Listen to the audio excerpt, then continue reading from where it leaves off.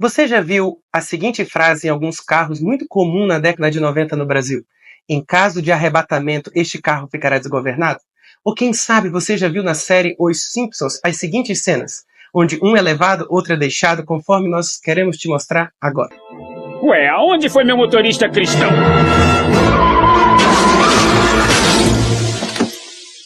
O meu marido fiel desapareceu. O bebê que eu acabei de batizar sumiu! Senhor Thompson, o que está acontecendo? É o Apocalipse, Shauna, o Apocalipse!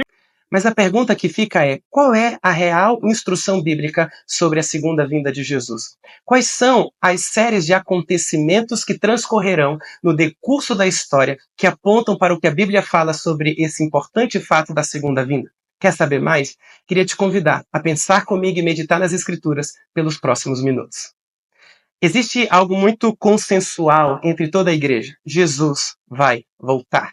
A segunda vinda de Cristo é primeiro proclamada pelos anjos quando Jesus ascende aos céus. Depois, ela é corroborada também pelos apóstolos no ensino apostólico, como, por exemplo, em 1 Tessalonicenses. E o próprio Senhor Jesus falou que iria voltar. Não há dúvida entre todos os cristãos, dos mais diversos segmentos, de que Jesus voltará para buscar a sua igreja. A discussão se dá na ordem dos acontecimentos. E hoje eu queria meditar brevemente sobre uma ordem específica. Em que momento a igreja será retirada da terra? Existem basicamente duas formas de pensar esta realidade. A primeira se chama pré-tribulacionismo. Ela diz que um pouco antes da grande tribulação, toda a igreja será arrebatada da terra e aqueles que ficarem aqui passarão por esse momento terrível. A segunda se chama pós-tribulacionismo.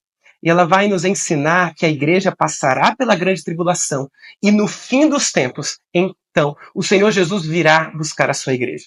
Mas como é que a Bíblia fala sobre isso? Eu quero começar dizendo que nós respeitamos quem pensa diferente. Mas quando eu vou olhar para as Escrituras, em específico no sermão profético de Jesus, em Mateus capítulo 24, eu vou perceber que não há espaço para um pensamento sequer sobre o arrebatamento secreto da igreja. A ideia de que a igreja seria arrebatada antes da tribulação surge somente em 1830, quando uma menina teria tido uma visão e então começou-se a ensinar desta forma. A realidade, meus irmãos, e eu quero mostrar isso para você nas Escrituras, é que quando nós vamos meditar na palavra, nós vamos perceber que a igreja do Senhor Jesus passará por este momento.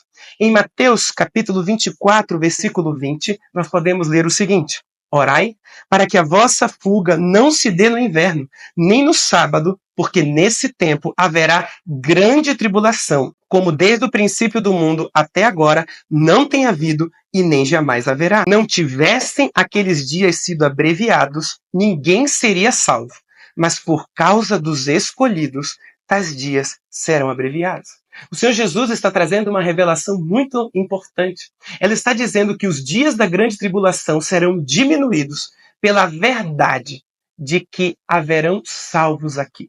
Ora, se a igreja do Senhor Jesus tivesse sido arrebatada antes da grande tribulação, como é possível que nós teríamos salvos presentes na terra?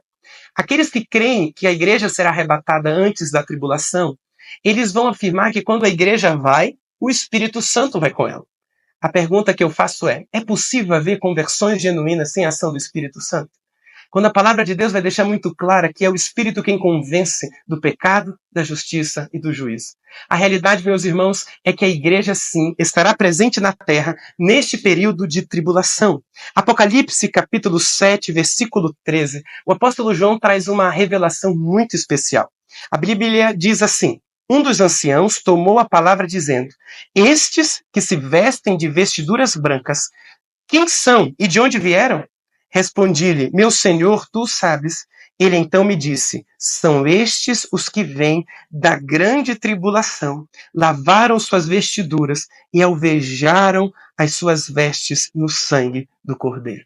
O que a palavra de Deus está dizendo é que o apóstolo João tem uma visão de uma multidão de pessoas que vêm com vestes brancas. E ao questionar de onde essa multidão vinha, a resposta bíblica é que eles vêm da grande tribulação.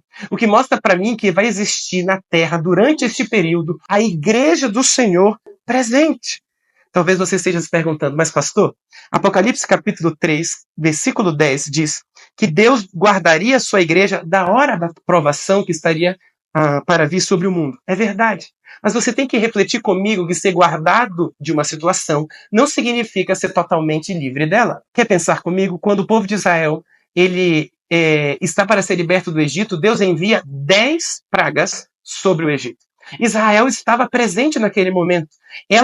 O Estado foi guardado daquelas pragas, mas não significa que eles não estavam envolvidos naquele momento.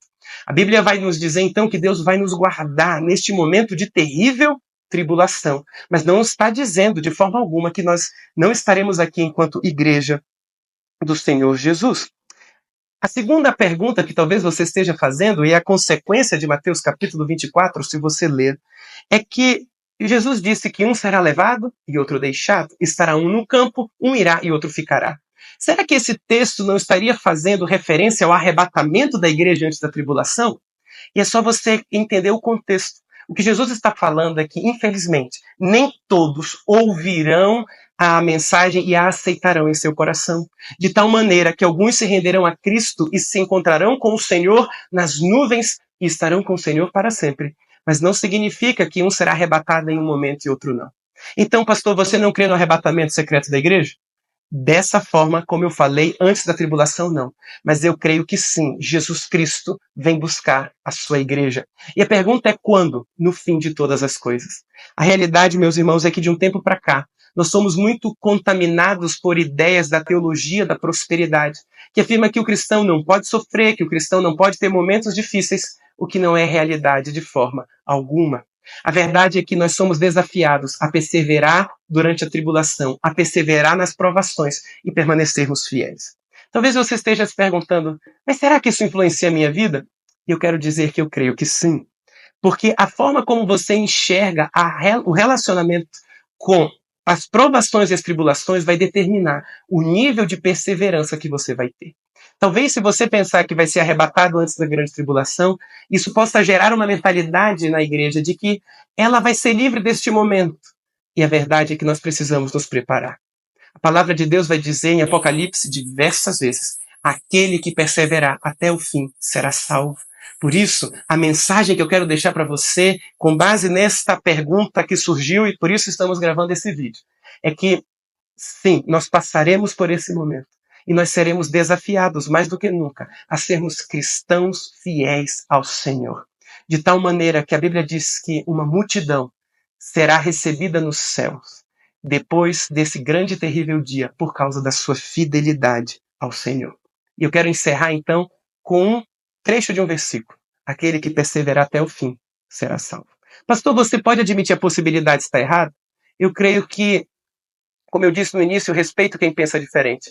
E se eu estiver errado, prefiro me preparar para ser fiel do que talvez não me preparar para este momento.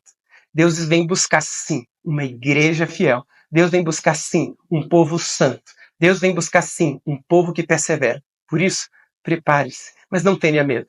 Nós seremos guardados nesse momento e o Senhor estará conosco todos os dias até a consumação dos séculos. Aquele que perseverar até o fim será salvo. Deus te abençoe.